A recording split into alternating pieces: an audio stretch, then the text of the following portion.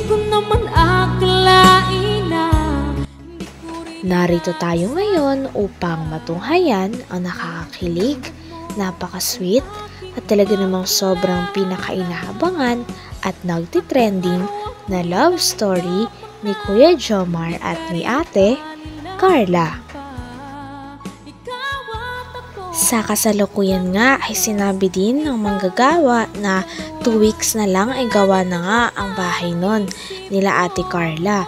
At napaka-excited na nga ni Ate Carla dahil napakaganda nga ng bahay at ito ang pinakamalaking bahay ng Kalingap na pinabahay sa isang Kalingap Angel. Kaya sobrang grateful niya at lalong-lalo na ang kanyang pamilya. Proud na proud din si Kuya Jomar kay Ate Carla sa mga na-achieve niya ngayon sa buhay. Kata natin. Sige po.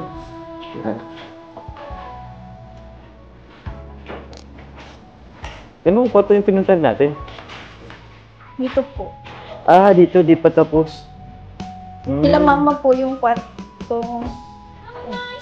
Sila mama mo yun. Tapos yung sa gitna, Sila, ano po? mga kapatid mo. Ito yung kwarto natin. Nag-oras. Kwarto mo? Grabe naman. Sabi mo, kwarto mo ko dito.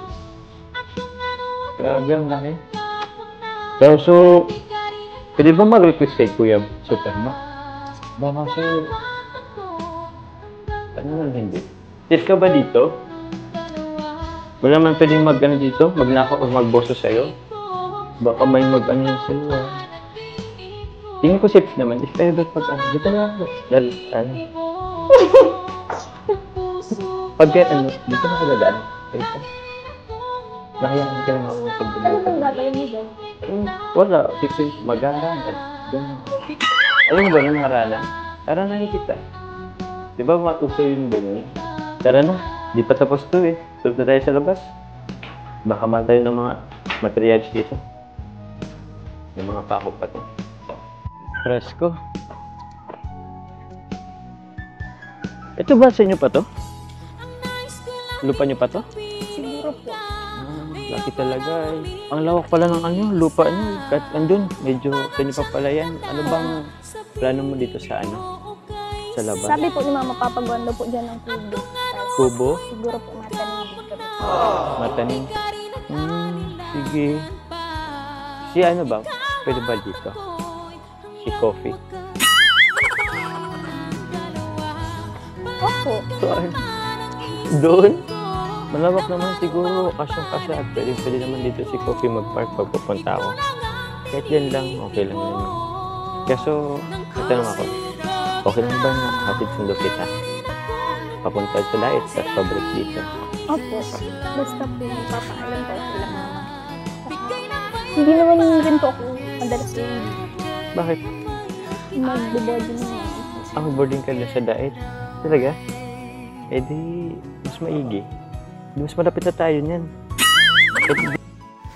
Pagkatapos nga, magbonding ng dalawa sa pagtutour sa bagong bahay nila Ate Carla ay lumabas na rin sila.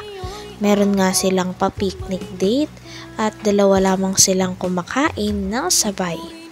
Grabe at patagal nga ng patagal, mas na malalim na nga ang koneksyon ni Kuya Jomar at ni Ate Carla sa isa't isa. Nagiging sweet na nga rin si Ate Carla kay Kuya Jomar, kaya kinikilig din si Kuya Jomar na nag-a-adjust si Ate Carla sa kanya. Sige. After 2 vlogs, ulit ako magtatanong. Kaya dapat, paghanda mo yung sasagot mo. Kasi papunta. Merienda mo. Okay. Thank you. Salamat. Nandito. Ayos ay. May ano ulit? Hapon na po kayo masyado nakapunta. Oo, kasi nga, tawag niyan. Namili pa kami ng ano, mga materials nyo. Bibiyain si tinapay.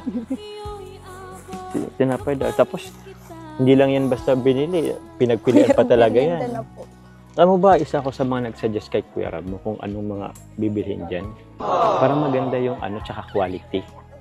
Kasi marunong talaga ako mag-ano sa ano, mamili. Thank you. Ikaw nga, pinili ko, di ba? May quality. Basta pag ano, pag natapos yan, maganda yan. Ma-appreciate mo yung pinili namin. Sige na po, merienda na. Sige. Grabe, naghanda na naman kayo.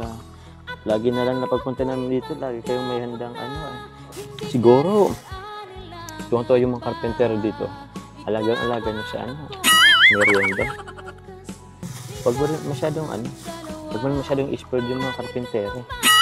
Kasi baka ma-spoiled yan. Baka hindi na magtrabaho sa ibang bahay. Dito na mamalami. Tsaka, baka yung iba dyan may crush na sa'yo. Hindi na lang ako pumunta dito kaso, dapat pala i-ano ko yan ng mayaman. Tanong ko yan. Kung pinakausapin ko yan. Alam mo naman ako, medyo may pagkasiloso. Huwag po kayong mag-alala, mababait naman po sila. Tsaka hindi ko naman po kayo ipagpapalit. Uy? Chocolate? Grabe. Kailan ka ba magsiseryoso sa sabihin mo? Lagi mo lang mag-joke. Hindi pa rin ako Hindi ka nakasiguro dyan. Ang siloso niyo po Ay, sakto lang din naman. Hindi naman totally. Di pa man lang po nagiging tayo. Grabe yung selos niyo. Di yun siloso. Gusto ko. Yun lang talaga, pag nagmamahal ako. Gusto ko yung taong mahal ko. Focus, hindi naman totally focus, pero dapat sa akin lang. Gusto ko lang naman ng assurance na nasa akin ka lang. Wala po ba kayong tiwala sa akin? Pinag-usapan nga rin ni Ate Carla at ni Kuya Jomar ang tungkol sa tiwala. Sinabi din ni Ate Carla na meron din daw talaga siyang malaking tiwala kay Kuya Jomar. Kaya sabi niya rin kay Kuya Jomar ay sana ay huwag niyang sisirain ang tiwala na binibigay ni Ate Carla dahil mahirap daw ibalik ito kapag nawala. Ito yung mga carpenter dito. Alagang-alaga nyo sa merienda. Huwag mo masyadong spoiled yung mga carpenter. Kasi baka ma-spoiled yan. Baka hindi na magtrabaho sa ibang bahay. Dito na mamalami. Tsaka, baka yung iba dyan may crush na sa'yo. Hindi na lang ako pumunta dito kaso, dapat pala i-ano ko yan ng mayaman. Tanong ko yan. Kung pinakausapin ko yan Alam mo naman ako, medyo may pagkasiloso. Huwag po kayong mag-alala, mababait naman po sila. Tsaka hindi ko naman po kayo ipagpapalit. Uy? Chocolate? Grabe. Kailan ka ba magsiseryoso sa sabihin mo? Lagi mo lang mag-joke. Hindi pa rin ako Hindi ka nakasiguro dyan. Ang siloso niyo po Ay, sakto lang din naman. Hindi naman totally. Di pa man lang po nagiging tayo. Grabe yung selos niyo. Di yun siloso. Gusto ko. Yun lang talaga, pag nagmamahal ako. Gusto ko yung taong mahal ko.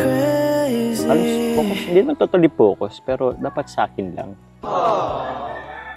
Gusto ko lang naman ng assurance na nasa akin ka lang.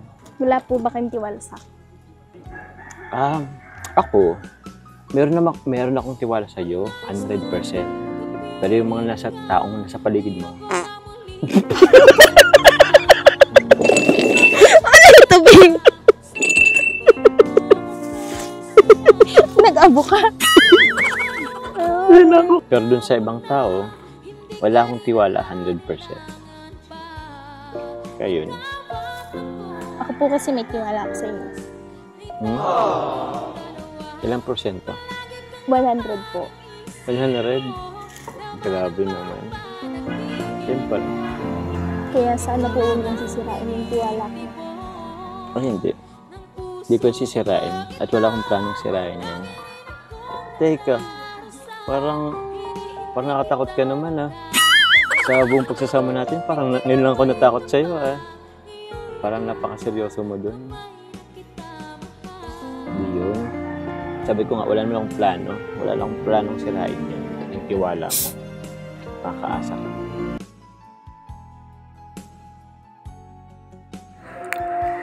Hanggang dito na lamang muna ang ating nakakakilig, napaka-sweet, at talaga namang sobrang pinakainaabangan at nagtitrending na love story ni Kuya Jomar at ni Ate Carla. Maraming salamat sa inyong panonood. Hanggang sa muli. Bye!